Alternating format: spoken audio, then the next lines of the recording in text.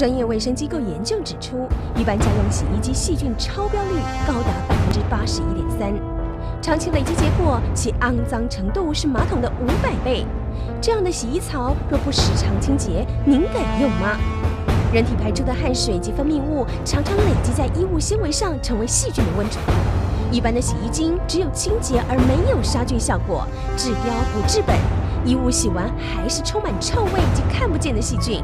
就算使用全新的洗衣机，也没办法彻底清洁，常常导致过敏性皮肤炎及严重感染问题。一般市面上的洗衣槽清洁剂属于强碱，若跟衣物一起使用或残留于洗衣机内，轻则造成衣物褪色、纤维损伤，重则使得皮肤病变。